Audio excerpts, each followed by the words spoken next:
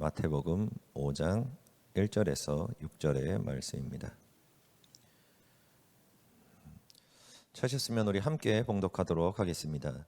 예수께서 무리를 보시고 산에 올라가 앉으시니 제자들이 나온지라 입을 열어 가르쳐 이르시되 심령이 가난한 자는 복이 있나니 천국이 그들의 것이미요 애통하는 자는 복이 있나니 그들이 위로를 받을 것이미요 온유한 자는 복이 있나니 그들이 땅을 기업으로 받을 것이미요 의에 줄이고 목마른 자는 복이 있나니 그들이 배부를 것이미요. 아멘. 오늘 마태복음 5장 1에서 6절의 말씀을 가지고 은혜를 나누도록 하겠습니다. 질문을 한번 하도록 하겠습니다. 입으로는 안 하셔도 되고요. 마음에서 이렇게 한번 질문을 해보시길 바랍니다. 하루에 하루 평균 10분 정도 기도하는 사람이 있습니다. 하루 평균 한 10분 꾸준히. 그리고 한 사람은 하루 평균 3시간씩 기도를 합니다. 그러면 이 전자와 후자의 사람 중에 누가 더 예수님의 인격과 성품을 닮았을까요? 자, 그리고요. 집사님, 신앙생활을 그렇게 오래 하지 않은 최근에 집사님을 받은 집사님이 계십니다. 그리고 신앙생활을 굉장히 오래 하신 권사님과 장로님이 계십니다. 그러면은 이 앞에와 뒤에 분 중에서 누가 더 예수님의 성품을 닮았을까요? 네. 그리고 일주일에 한 번 딱 교회 오는 사람이에요. 일주일에 주일에 한 번 교회를 오는 사람이 있고, 그리고 한 사람은 한 3번 이상 옵니다. 이것저것 모임까지 하면 3번 이상 옵니다. 그러면은 전자에 말한 사람이 예수님의 인격과 성품을 더 닮았을까요? 후자에 있는 사람이 더 예수님의 인격과 성품을 닮았을까요? 한번 고민을 해봅시다. 정리를 해보자면 하루 평균 10분씩 기도하는 사람과 하루 평균 3시간씩 기도하는 사람, 그리고 집사님, 직분을 얼마 받지 않은 집사님과, 그리고 오랫동안 신앙생활을 하신 권사님과 장로님, 그리고 하루에 일주일에 한 번 교회에 오는 분과 교회에 일주일에 3번 이상씩 오는 분. 자, 한번 생각해 봅시다. 어떤 분이 더 예수님을 닮았을까? 인격과 그 성품이 한번 생각해 보시길 바랍니다. 저 물 좀 마실 동안요.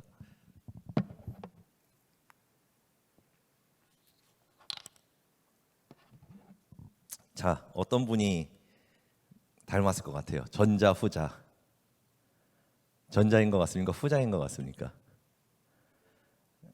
그냥 생각해 보면은 후자죠, 그렇죠? 왜냐하면은 양 자체가 다르니까요. 그런데 여러분, 그렇지 않습니다. 그렇지 않아요. 누가 예수님의 성품을 더 닮았는가? 하나님의 자리에서 더 내려온 사람이 더 닮았습니다.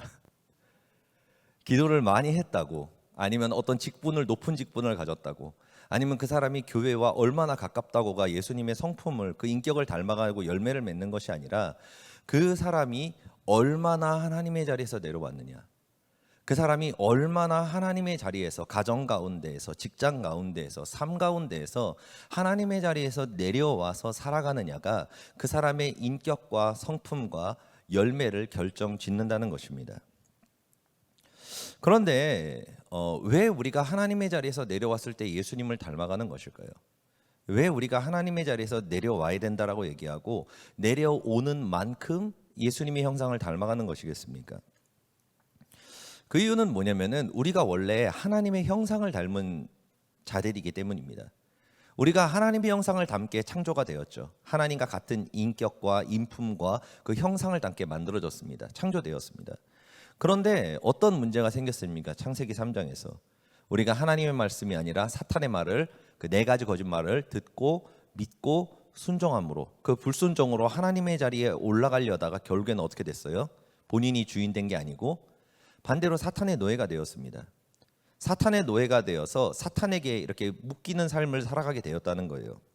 그러다 보니까 하나님의 형상을 닮은 그 하나님의 자녀들이 이제는 하나님의 형상을 닮는 게 아니라 내 주인이 되어버린 그 사탄의 형상을 닮기 시작했다는 것입니다.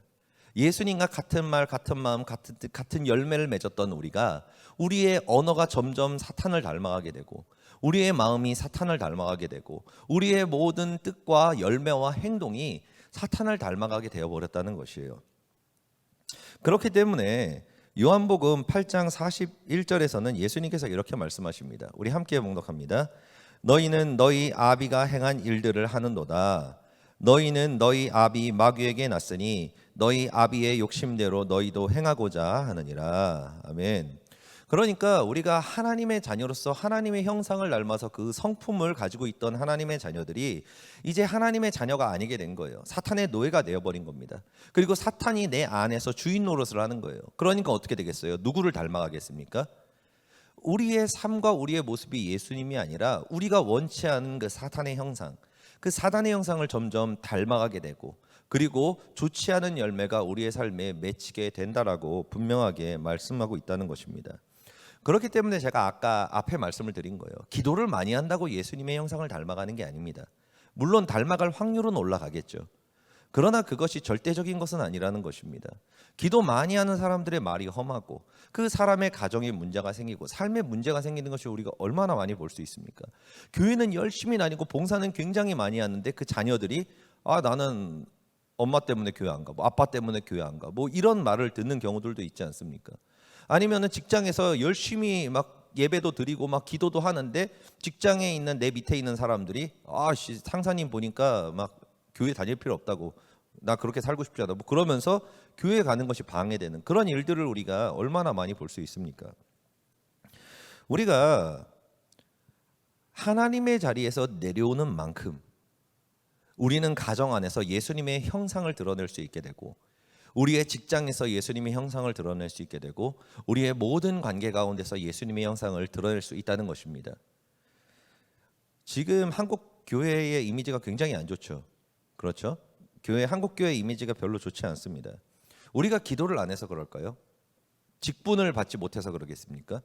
아니면 우리가 봉사를 덜 해서 그럴까요? 아니면 우리가 세상과 사회를, 약한 자들을 덜 섬겨서 그렇습니까? 지금 한국의 복지나 어떤 그런 것들, 돕는 것들 보면은 거의 다 기독교 단체예요. 기독교 단체에서 거의 다 돕습니다. 사람들이 어디서 돕는다 그러는데 아니에요. 거의 다 기독교 단체입니다. 그러니까 우리가 왼손이 하는 일을 오른손이 모르게 기독교 단체에서 정말로 많은 사람들을 섬기고 있습니다. 교회에서 정말로 많은 약자들을 섬기고 돕고 있습니다. 그런데 세상은 뭐라고 얘기합니까? 욕합니다. 기독교를 욕한다는 것입니다. 왜 그럴까요? 우리가 더 헌신하지 못했기 때문이겠습니까? 우리가 더 가난한 자를 돕지 않았기 때문이겠습니까? 그렇지 않다는 것입니다. 그 이유는 뭐냐면은 우리가 세상의 소금과 빛이 되지 못했기 때문입니다.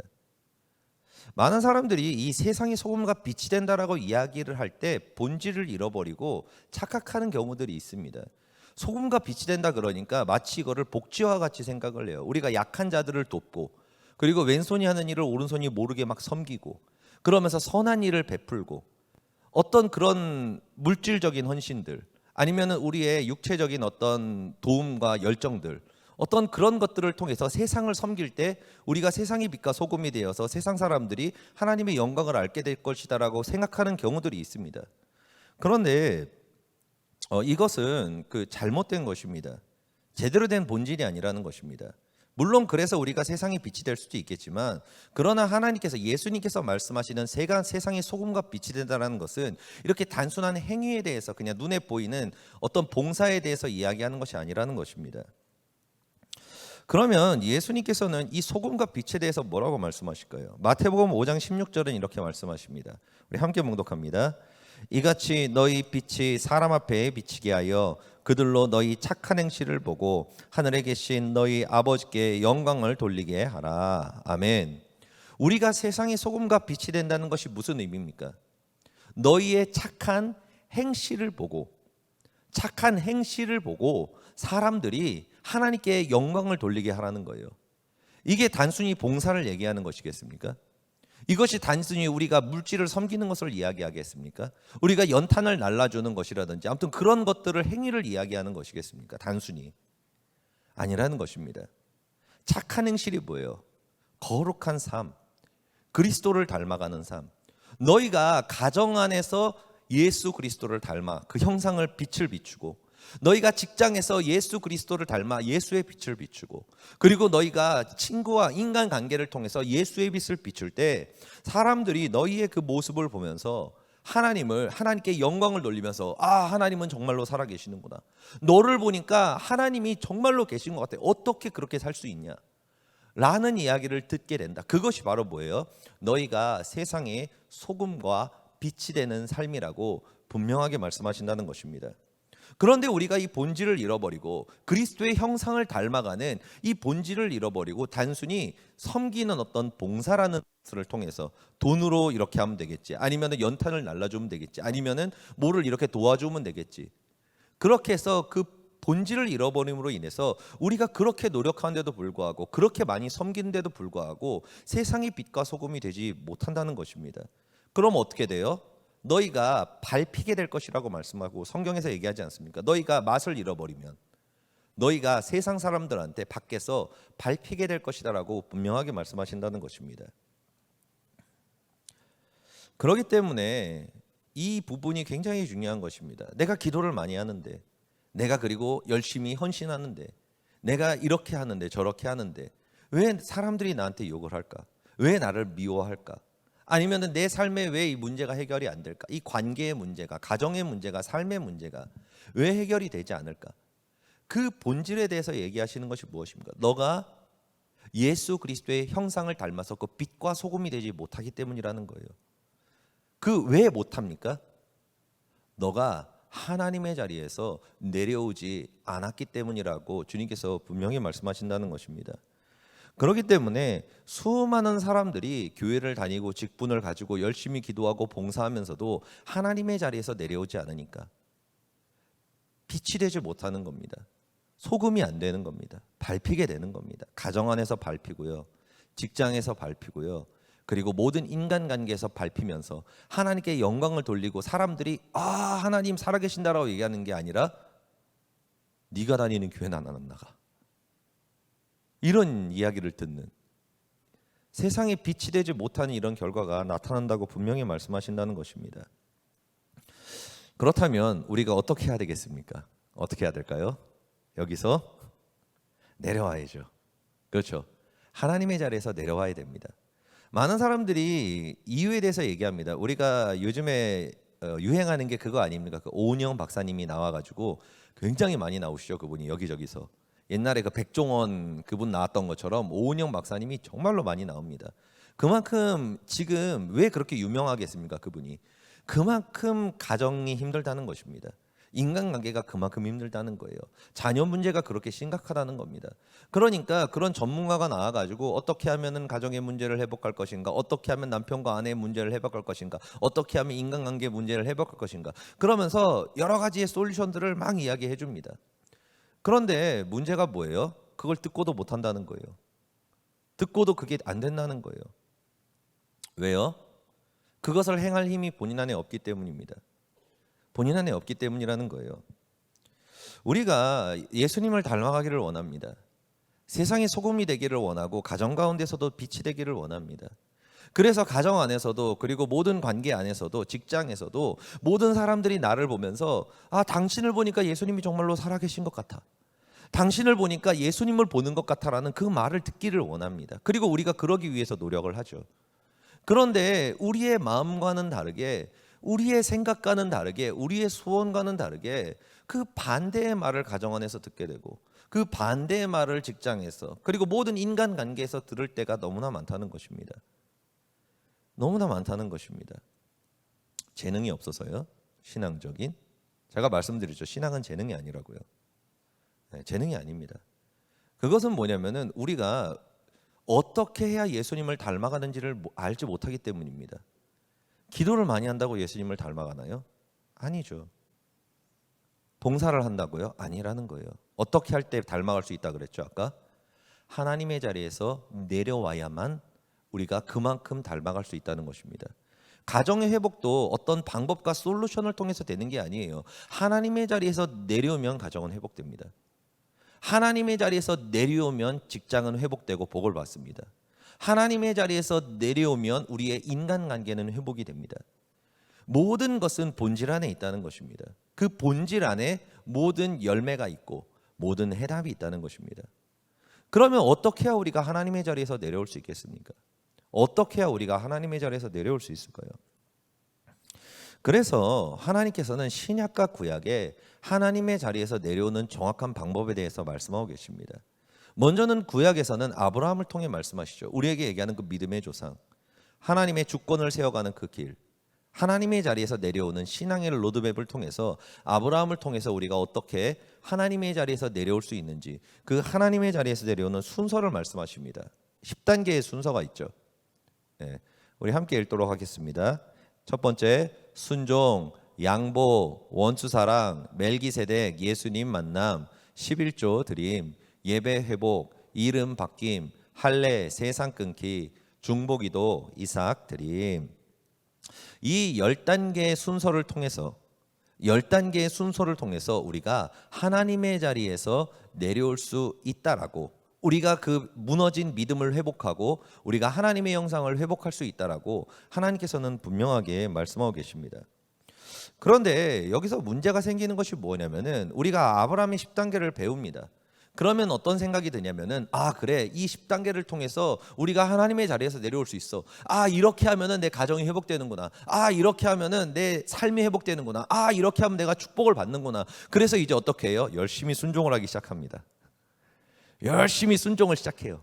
막 순종합니다. 이해가 안 돼요. 그래도 순종하라 그러니까 순종합니다. 납득도 안 돼요. 그런데 순종하라 그러니까 그냥 순종을 해요.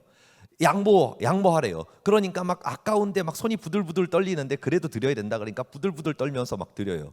원수를 사랑하라 그러니까 이제 막, 그래, 원수를 사랑해야지, 허물을 덮어줘야지, 막 그러면서 열심히 노력을 합니다. 그런데 어떻게 해요? 순종을 하면 할수록 막 억울해져요. 막 속이 뒤집어져요. 양보를 하면 할수록 이제 어떻게 돼요? 하다 보면은 막 너무 아까워져요. 부들부들 떨려요. 다른 의미로. 원수를 사랑하자 그러면 이제 어떻게 돼요? 정신과에 가서 약을 타먹게 돼요. 그렇게 된다는 것입니다.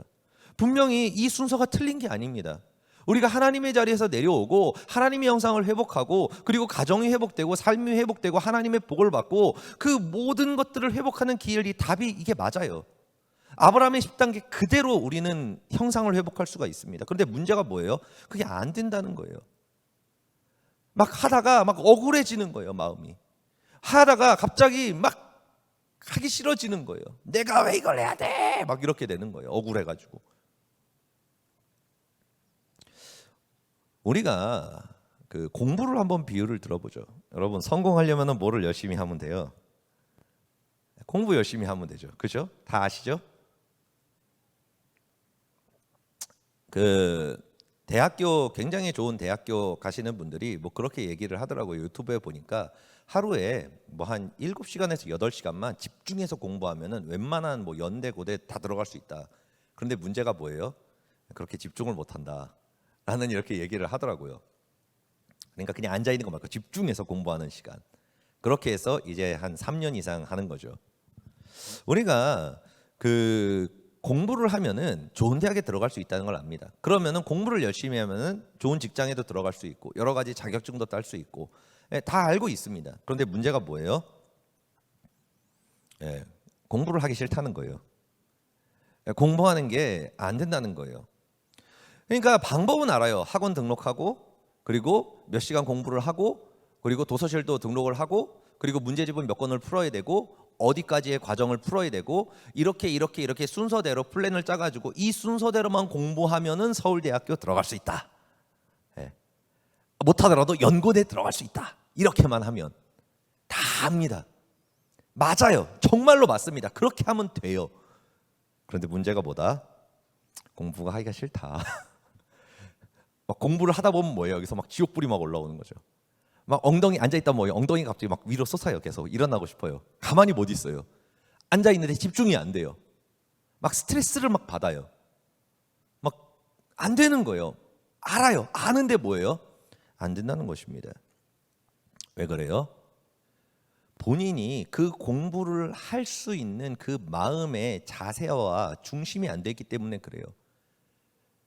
그것을 할 수 있는 힘이 그 마음에 없는 겁니다. 마음에 없기 때문이라는 거예요. 우리가 아브라함의 10단계를 배우고 모세오경을 배우다 보면은 어떻게 살아야 되는지 압니다. 어떻게 살면 안 되는지도 알아요. 어떻게 해야 되는지도 아십니다. 심지어는 순서조차도 알아요. 어떤 과정을 통해서 내가 변화될 수 있는지도 알고 있습니다. 그렇게 되기를 원해요. 하고 싶어요. 그런데 문제가 뭐예요? 그게 안 된다는 거예요. 마음이 안 된다는 것입니다. 그래서 하나님께서는 먼저 아브라함의 10단계, 아브라함을 통해서 그 믿음을 회복하는 길, 그 순서에 대해서 얘기하신 다음에 이제 신약에서 누구를 통해? 예수님을 통해서 그 아브라함의 10단계, 그것을 회복하는 그 길을 갈 수 있는 마음을 품는 방법, 그 마음을 품는 순서. 너가 공부를 해야 되는데 공부가 단순하게 그 플랜으로 하는 것이 아니라 어떻게 했을 때 너가 공부하고 싶은 마음이 생기고 공부할 수 있는 힘을 얻을 수가 있고 어떻게 해야지 너가 그것을 그 플랜을 끝까지 따라 할 수 있는 마음과 그 중심을 품을 수 있는지를 배우는 것처럼 아브라함 10단계를 알고 예수님의 그 팔복을 통해서 우리가 그 길을 갈 수 있는 그 마음과 그 원동력을 얻을 수 있다는 것입니다. 그래서 어떻게 하면 우리가 그것을 얻을 수 있을까? 어떤 과정을 통해서 우리가 아브라함의 길을 끝까지 갈 수 있을까? 그 신앙의 로드맵을 끝까지 가서 정말로 하나님의 자리에서 완전히 내려올 수 있는 그 과정을 걸어갈 수 있을까? 그래서 예수님께서는 팔복을 통해서 말씀하시는 겁니다. 먼저 우리가 첫 번째 이 마음을 품어야 모든 것을 시작할 수 있습니다. 이 마음을 품지 못하면은 우리는 절대로 아브라함의 10단계를 걸어갈 수가 없습니다. 애초에 안 됩니다. 순종도 안 됩니다. 아무것도 안 됩니다. 모든 것을 할 수가 없습니다. 그래서 가장 먼저 우리가 품어야 하는 마음, 마태복음 5장 3절입니다. 우리 성경책 펼쳐주시고요. 하나씩 우리가 읽으면서 하도록 하겠습니다. 마태복음 5장 3절 함께 봉독합니다. 심령이 가난한 자는 복이 있나니 천국이 그들의 것이며. 아멘. 우리의 마음, 우리의 심령이 가난해야지 우리가 순종을 할 수 있는 마음을 품을 수 있고 양보와 원수 사랑을 할 수 있는 그 마음을 품을 수 있다는 것입니다. 심령이 가난한다는 것이 무엇이겠습니까? 지금까지는 내가 세상의 말을 듣고 믿고 순종해서 세상으로 내 마음을 채우려고 그러고 세상의 뜻대로 살려고 그러고 세상이 말하는 성공의 방법, 세상이 말하는 행복의 방법, 세상이 말하는 그것을 쫓아가려고 했는데 가고 있었는데 가다 보니까 어떻게 되는 거예요? 내 가정이 파괴되는 거예요. 삶이 무너지는 겁니다. 관계가 파괴되는 거예요. 내 마음이 우울해지는 거예요. 두려워지는 거예요. 내가 상처를 받고 내 주변에 있는 사람들이 상처를 받는 거예요. 내 마음이 점점 더 뭐예요? 움츠러들고 고통스러워지는 것입니다. 그러고 깨닫는 거예요. 이 세상으로는 내 마음을 채울 수 없고 이 세상을 따라가던 내가 죽겠구나를 깨달은 것입니다. 그래서 이제 뭐예요?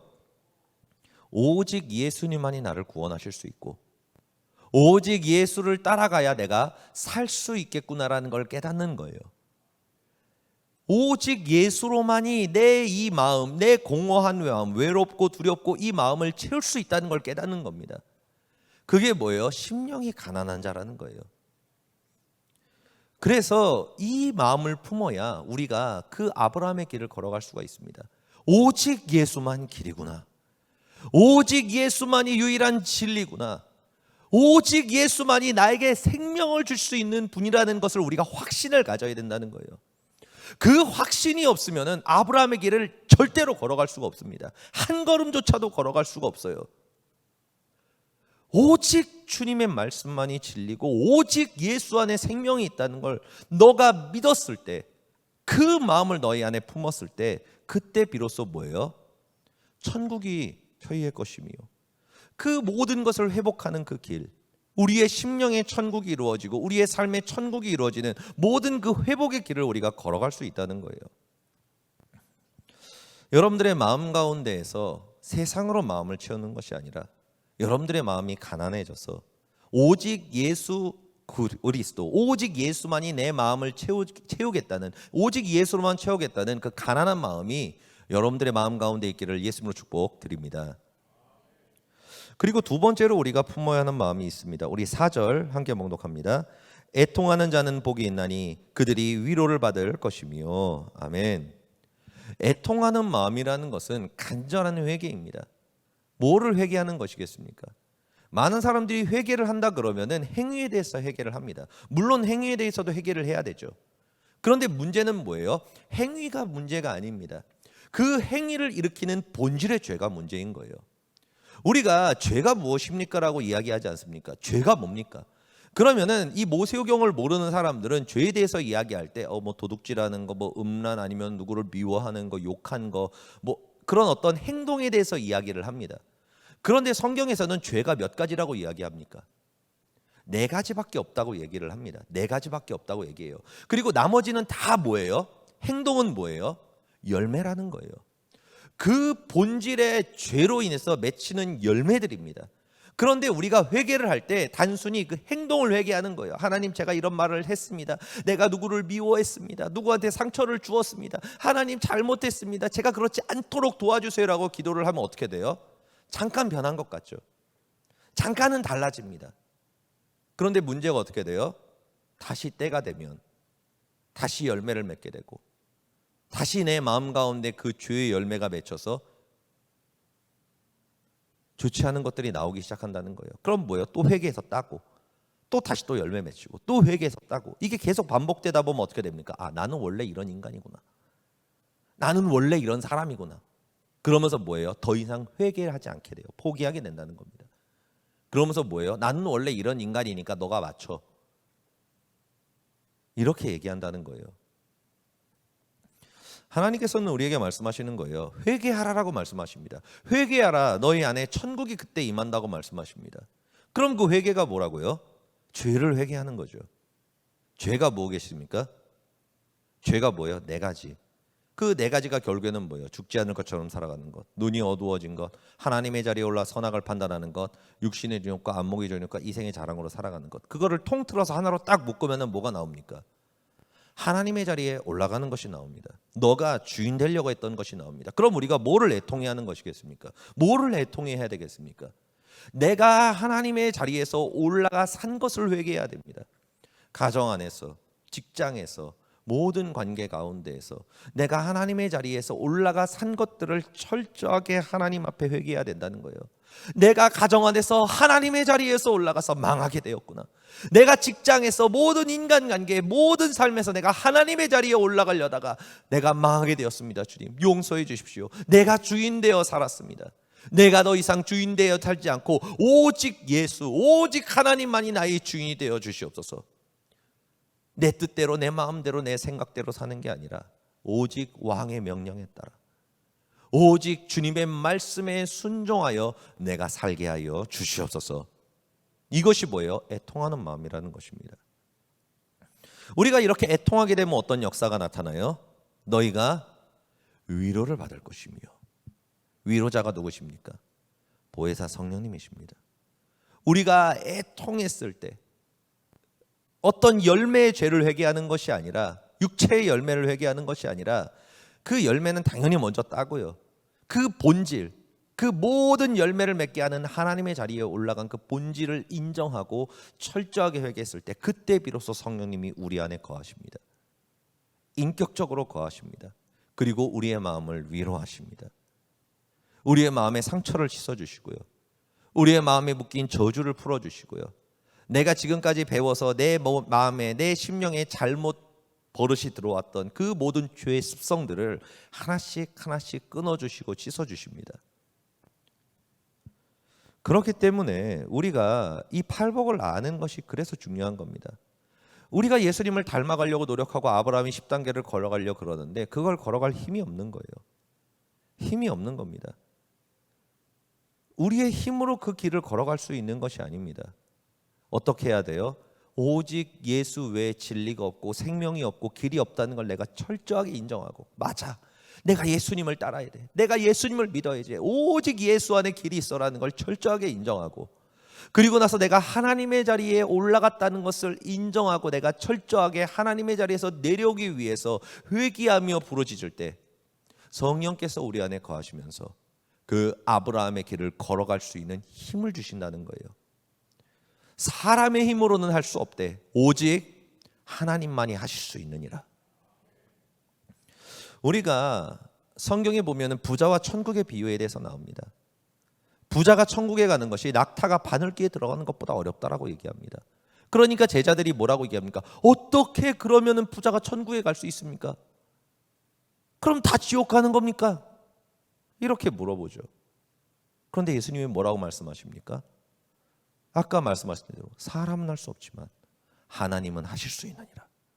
사람은 아브라함의 길을 걸어갈 수 없지만, 사람의 힘으로는 순종과 양보와 원수 사랑을 할 수 없지만, 너희 안에 성령이 거하시면 너가 예수가 길인 것을 철저하게 인정하고 하나님의 자리에 올라갔다는 것을 인정하고 회개하여 엎드릴 때 성령께서 너에게 거하시면 너가 그 길을 갈 수 있도록 내가 도와줄 것이다. 순종하고 양보하고 원수를 사랑하고 그 길을 이삭드림까지 갈 수 있도록 도와줄 것이라고 말씀하신다는 것입니다. 그리고 우리가 그 마음을 품었을 때 세 번째로 뭐라고 말씀하십니까? 5절 우리 함께 봉독하겠습니다. 온유한 자는 복이 있나니 그들이 땅을 기업으로 받을 것이며. 아멘. 너의 마음에 그 온유한 마음을 품으라는 겁니다. 우리가 온유한 마음이 세상에서는 선한 마음, 착한 사람 이런 것을 이야기하죠. 그런데 성경에서는 온유를 그렇게 말씀하고 있지가 않습니다. 하나님께서 말씀하시는 사랑과 세상의 사랑은 완전히 다릅니다. 세상은 감정의 사랑을 사랑이라고 이야기하고 있고, 하나님께서 말씀하시는 사랑은 뭐예요? 허물을 덮어주는 것이고 희생하는 것이고 오래 참는 것이고, 그것이 사랑이라고 말씀하십니다. 완전히 본질이 다릅니다. 단어는 똑같은데 본질 자체가 달라요. 그러면 온유가 무엇입니까? 네가 착한 마음을 품으라는 겁니까? 아닙니다. 성경에서 온유한 자는 두 명이 나온다 그랬죠. 구약에서는 모세요, 신약에서는 예수님입니다. 이 둘의 공통점이 무엇입니까? 하나님의 자리에서 내려온 자입니다. 하나님의 형상을 회복한 그 형상을 가진 분들이죠. 그러니까 온유한 마음이라는 건 결국에는 뭐예요? 하나님의 자리에서 내려온 사람이라는 것입니다. 하나님의 자리에서 내려온 사람. 그러니까 우리가 가난한 마음을 가지고 그리고 하나님의 자리에서 내려오는 애통함을 가졌을 때 우리가 온유한 자가 된다는 것입니다. 하나님의 자리에서 내려올 수 있는 자가 된다고 말씀하신다는 것입니다. 이 마음을 품으면은 우리가 네 번째로 이제 어떤 일이 벌어지냐면은 우리 6절 함께 봉독합니다. 의에 줄이고 목마른 자는 복이 있나니 그들이 배부를 것이며. 아멘. 지금까지는 내가 주인이 되어 살았죠. 내가 주인이 돼서 내 뜻대로 했습니다. 내 뜻대로, 내 마음대로, 내 생각대로, 내 기분대로, 내 옳은 대로 했습니다. 내가 하고 싶으면 하고요, 하기 싫으면 안 하고요. 그리고 내가 옳다고 생각하면 그건 맞는 거고요, 내가 틀리다고 생각하면 그건 틀리는 겁니다. 모든 기준이 나에게 있어요. 왜? 내가 하나님이니까. 내가 하나님이니까. 그런데 이제는 뭐예요? 더 이상 내가 하나님이 아닌 거예요. 그러니까 더 이상 내 뜻대로 하지 않는 겁니다. 내 마음대로 하지 않는 거예요. 그러니까 마음이 어떻게 돼요? 비어버리는 거예요. 어떻게 해야 될지 이제 모르겠는 거예요. 어떻게 살아야 될지 모르겠는 겁니다. 어떻게 해야 될지를 하나도 모르겠는 거예요. 지금까지는 그냥 내가 옳다라고 생각하고 내 마음대로 그냥 막 갔는데, 이제 내 안에서 내가 비어지고 내 안에 아무것도 남지 않게 되고 주인의 자리에서 내려오니까 어떻게 살아야 될지를 모르겠는 거예요. 어떻게 인간관계를 해야 될지도 모르겠고, 어떻게 자녀한테 대해야 될지도 모르겠고, 어떻게 내가 직장을 생활을 하고 내 후배들한테, 내 주변 사람들한테 어떻게 행해야 될지 하나도 모르겠는 거예요. 내가 지금까지 살아왔다는 건 잘못됐으니까, 그걸 인정했으니까. 그러니까 이제 마음이 어떻게 되는 거예요? 의에 줄이고 목마른 자가 되는 거예요. 의가 뭡니까? 예수 그리스도. 그 예수 그리스도의 말씀과 그 은혜를 갈급하게 찾는 자가 되는 거예요. 하나님의 말씀으로 그 마음을 채우고 그 생각을 채우고 그 심령을 채우는 그 마음을 우리가 품게 된다는 것입니다. 그리고 그걸로 우리의 마음을 채우게 된다는 것입니다. 그래서 모세오경이 필요한 거죠. 너가 어떻게 가정생활을 해야 되는가? 너가 어떻게 사회생활을 해야 되는가? 너가 어떻게 선교를 해야 되는가? 교회생활을 해야 되는가? 너가 어떻게 윗 권세에게 대해야 되는가? 너가 어떻게 형제에게 대해야 되는가? 어떻게 너가 너보다 더 낮은 사람, 낮은 위치인 사람들을 너가 어떻게 대해야 되는가? 그 모든 방법에 대해서 주님께서 말씀하시는 거예요. 더 이상 내가 선악을 판단하는 게 아니에요. 내 옳은 대로, 내 기준대로 사는 게 아닙니다. 하나님의 말씀대로 살아가는 거예요. 하나님의 말씀대로 그것을 따라 나아가는 것입니다. 그게 뭐예요? 의에 줄이고 목마른 자예요. 그럼 어떻게 됩니까? 그 마음이 이제 배부르게 되는 거예요. 가득 채워지는 겁니다. 만족하게 된다는 거예요. 이렇게 만족하게 되니까 이제 어떤 역사가 일어나요? 열매가 맺히기 시작합니다. 열매가 맺히기 시작해요. 어떤 열매가요? 사랑과 일합과 화평과 오래 참음과 자비의 영성과 충성과 온유와 절제, 예수 그리스도의 형상을 닮아가기 시작합니다. 그러니까 7절에서 8절 이렇게 말씀하죠. 우리 함께 봉독합니다. 긍휼히 여기는 자는 복이 있나니 그들이 긍휼히 여김을 받을 것이며 마음이 청결한 자는 복이 있나니 그들이 하나님을 볼 것이며. 아멘. 내 안에 이제 예수로 채워지니까 더 이상 내가 주인이 아니라 하나님이 내 주인 되시고 내 안에 그 말씀과 기도와 은혜가 채워지니까 뭐예요? 예수님의 마음을 아는 거예요. 예수님의 진정한 허물을 덮어주는 사랑이 내 안에 거하는 겁니다. 그러니까 어떻게 돼요? 긍휼히 여길 수 있는 거예요. 긍휼히 여기는 자가 되는 거예요.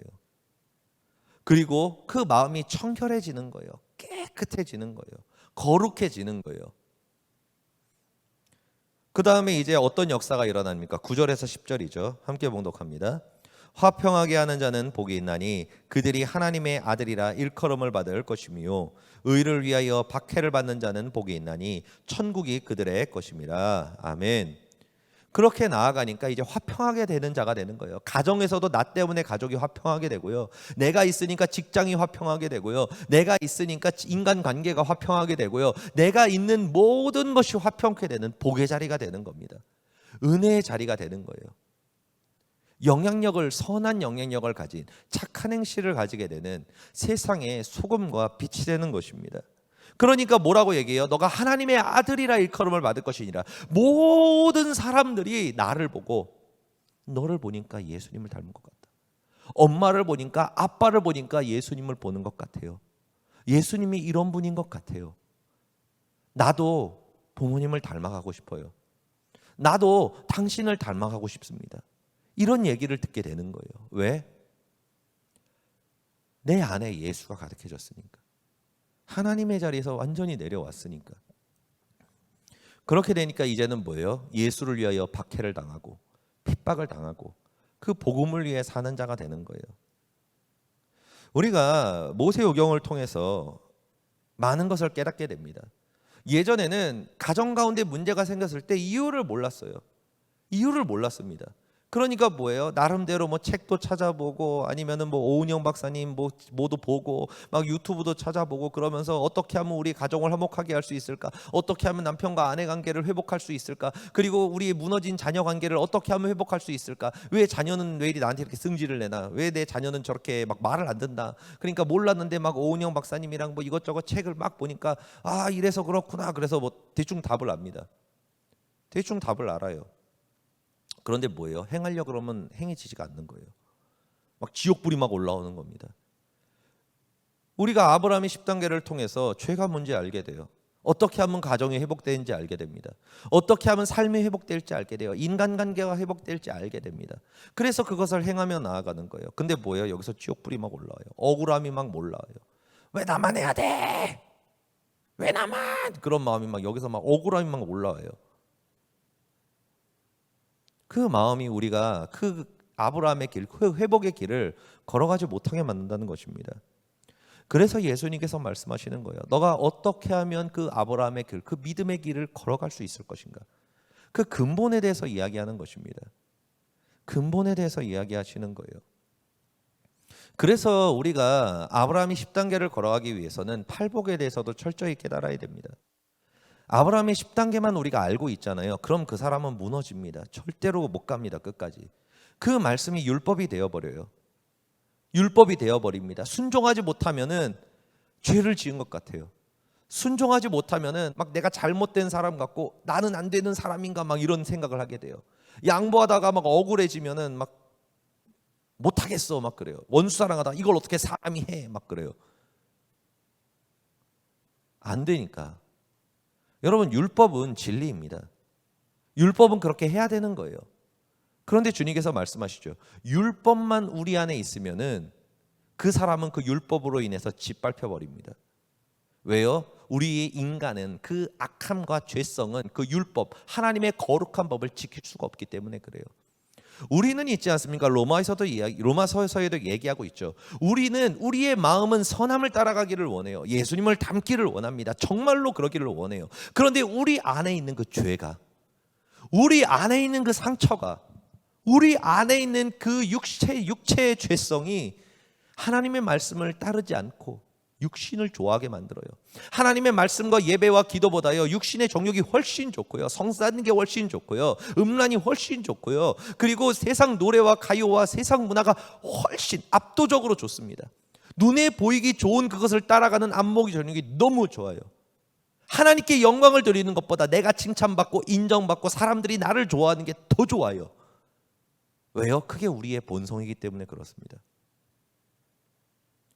그 본성을 가지고, 그 죄성을 가지고 우리가 어떻게 아브라함의 10단계 하나님의 자리에서 내려오는 길을 갈 수가 있습니까? 못 갑니다. 절대로 못 갑니다. 절대로 갈 수가 없어요. 정신과에서 약 타먹어야 됩니다. 그렇게 돼버려요. 그래서 예수님이 말씀하시는 거예요. 그래서 예수님이 오신 겁니다. 너는 할 수 없다. 그러나 너가 그것을 먼저 인정해라. 세상이 널 채울 수 없고 예수만이 길이라는 걸 너가 철저하게 인정하고, 너가 지금까지 하나님의 자리에 올라가 살아갔던 모든 삶을 인정하고 회개할 때 내가 너에게 성령님을 보내주겠다. 그리고 성령께서 너희 안에 거하셨을 때 너가 하나님의 자리에서 내려올 수 있도록 내가 너를 도와주겠다라고 말씀하십니다. 그렇게 우리가 나아갔을 때 우리의 세상의 것이 하나씩 하나씩 비워지기 시작합니다. 그리고 세상을 부인하기 시작합니다. 내가 지금까지 배웠던 것, 옳다고 생각했던 것, 맞다고 생각했던 것, 그것을 예수님과 동행하면서 하나씩 하나씩 버리기 시작해요. 내가 자녀를 이렇게 키우는 것이 맞다고 생각했어요. 그런데 그것이 아니라는 것을 알게 되고 버리기 시작합니다. 내가 아내한테 이렇게 대하고 남편한테 이렇게 대하는 게 옳다고 생각했어요. 왜냐하면 그렇게 배워왔으니까요. 엄마한테, 아빠한테, 할아버지한테, 할머니한테, 주변에 있는 사람들과 그 문화를 통해서 배워왔지 않습니까? 그런데 그것이 잘못됐다는 것을 내가 인정하는 거예요. 그리고 하나씩 하나씩 비우고 버리기 시작하는 거예요. 그리고 이제 어떻게 합니까? 그 비어진 마음에, 그 줄이게 된 마음에 예수 그리스도로 채워가는 거예요. 말씀으로 채워가는 것입니다. 내 가치관을 바꾸는 거예요. 내 기준을 예수로 바꾸는 거예요. 내 모든 옳고 그름을 예수로 바꿔가는 것입니다. 그렇게 되면은 우리의 마음이 점점 채워지기 시작하고 회복되기 시작하고 치유되기 시작하고, 그리고 우리가 점점 하나님의 자리에서 내려올 수 있는 그 아브라함의 길을 걸어갈 수 있는 힘이 생기는 거예요. 그것을 행할 수 있게 된다는 것입니다.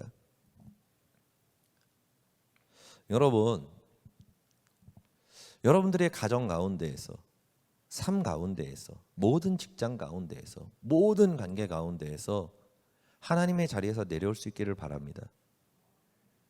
거기서부터 모든 회복이 시작이 됩니다. 내려오는 만큼 회복이 됩니다. 그 내려오는 것을 하지 못하게 하는 것, 그게 뭐겠습니까? 고집이죠. 고집입니다. 고집. 내가 옳다라는 고집, 내가 맞다라는 고집, 이렇게 해야 된다라는 고집, 이렇게 하면 안 된다라는 고집, 나. 그것이 고집입니다. 하나님께서는 그런 것들을 내려놓기를 원하십니다. 예수 그리스도의 복음 외에 모든 것을 우리는 내려놔야 됩니다. 그리스도의 복음 외에 모든 것을 내려놔야 된다는 것입니다. 하나님께서 우리에게 철저하게 훈련을 시키십니다. 순종하는 훈련, 양보하는 훈련, 그리고 그 훈련을 통해서 이제 내가 죽으면은 원수를 사랑할 수 있게 되는, 허물을 덮어주게 되는 그 훈련 과정을 겪으면서 하나씩 하나씩 회복의 길을 가게 되는 것입니다. 여러분들이 순종의 훈련을 끊임없이 받으실 것입니다. 끊임없이 받습니다. 이 순종의 훈련은. 그런데 어떤 순종의 훈련인가? 가정 가운데서 남편의 질서에 순종하는 훈련, 아내의 질서에 순종하는 훈련, 그리고 교회의 질서에 순종하는 훈련, 여러 가지의 훈련들이 있을 것입니다. 그러면은 그때 우리가 고집을 피우지 않았으면 좋겠습니다. 우리가 이 길을 걸어가는데 가장 중요한 게 뭔지 아십니까? 귀를 여는 것입니다. 고집쟁이는 절대로 말을 듣지 않습니다.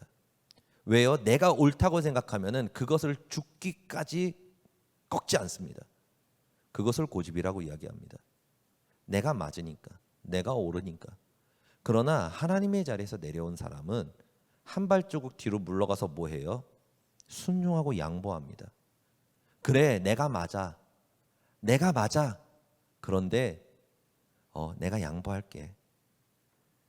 그래, 내 뜻이 맞아. 이렇게 하는 게 옳아. 그런데 내가 너한테 순종할게. 이것이 하나님의 자리에서 내려온 자라는 것입니다. 여러분, 내가 옳지 않으면 어떻습니까? 상대방이 틀리면 뭐 어떻습니까?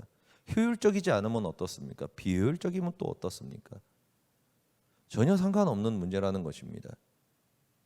하나님의 역사는 있지 않습니까? 항상 비효율적입니다. 하나님의 기적은 있지 않습니까? 항상 이상한 쪽에서 역사가 일어납니다. 여러분, 여리고성을 7바퀴 도는 것이 합리적인 짓입니까? 합리적인 행동들입니까? 하나님의 역사는 합리적이지 않습니다. 우리의 눈으로 보는 옳고 그름을 따라가지 않습니다.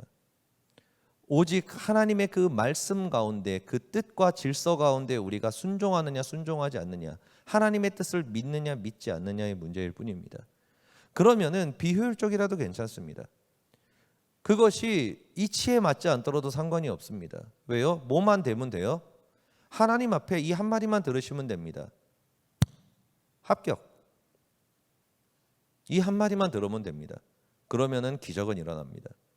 치유의 역사는, 변화의 역사는 이때부터 일어납니다. 우리의 삶 가운데에서 그리스도의 형상을 닮아가기를 원합니다. 여러분들의 말이, 생각이, 그 마음이, 그 행실이 모든 사람이 봤을 때 예수님을 닮아갔으면 좋겠습니다. 그래서 제가 그 어떤 학생들한테 그런 말을 들은 적이 있습니다. 그 학생이 이런 얘기를 하더라고요. 예전에 막 우리 어머니 아버지가 산마 오기 전에는 굉장히 마음에 안 들었답니다. 막 승질나고 막 짜증나고 막 그랬대요. 그런데 어느 날 그런 얘기를 하더라고요. 몇몇 학생들이, 한 명한테 들은 건 아닙니다. 몇 학생들이 그러더라고요. 요즘에 우리 부모님을 보니까 예수님을 보는 것 같아요. 이런 얘기를 하더라고요. 예수님을 닮아가는 게 보인다는 겁니다. 여러분, 자녀가 언제 변화되는지 아십니까? 여러분들의 자녀의 입에서 이 말이 나올 때 변화가 됩니다. 이 말이 나올 때 변화가 됩니다. 진짜입니다. 아내와 남편이 언제 변화되는지 아십니까? 여러분들의 아내가 남편을 향해서, 내 남편을 보니까 예수님을 닮아가는 것 같아. 닮은 것 같아도 아닙니다. 닮아가는 것 같아. 이 말만 들어도 변화됩니다. 내 아내가 예수님을 닮아가는 것 같아. 내 직장 상사가 예수님을 닮아가는 것 같아. 내 친구가 예수님을 닮아가는 것 같아. 이 말을 듣는 순간 모든 것이 변화되고 치유되기 시작합니다. 그런데 안 되는 이유가 뭐예요? 내가 하나님의 자리에 올라가서 바꿔주려고 그러고, 바꾸려고 그러고, 변화시키려고 그러고, 이렇게 하려고 그러고, 하나님의 자리에 올라가서 내가 모든 것을 움직이려고 하니까 결국에는 하나님과의 전쟁이 일어나게 되는 겁니다. 나 하나님과 상대 하나님과 전쟁이, 신들의 전쟁이 일어나는 거예요. 신들의 전쟁이 일어나는 겁니다. 우리가 하나님의 뜻대로 하나님의 형상을 닮아가고 하나님의 자리에서 내려오면은 답답합니다. 힘들어집니다. 왜냐하면 내가 할 수 있는 것이 아무것도 없다는 걸 알게 되기 때문에 그래요. 내가 이렇게 말해도 소용이 없고, 저렇게 행동해도 소용이 없고, 이렇게 저렇게 해도 저 사람들은 변하지 않고, 환경은 변하지 않고, 이것은 안 될 거라는 것을 우리가 알게 됩니다. 그러니까 뭐예요? 답답해집니다. 내가 아무것도 할 수 없다는 무력감이 생깁니다. 그런데 그게 뭐예요? 내가 내려오는 과정입니다. 하나님께 모든 걸 맡기는 과정이에요. 나를 맡기고, 내 자녀를 맡기고, 내 모든 직장과 그 모든 것을 맡기고 뭐예요? 주님, 저는 못하고 안 됩니다. 그러나 주님께서 해 주시옵소서. 주님께서 일해 주시옵소서. 주님께서 역사해 주시옵소서. 그렇게 나아가면 주님께서 뭐라고 말씀하시는지 아십니까? 너희는 가만히 있어. 내가 하나님 됨을 알지어다. 보라, 내가 너희에게 구원을 보이리라라고 말씀하신다는 것입니다.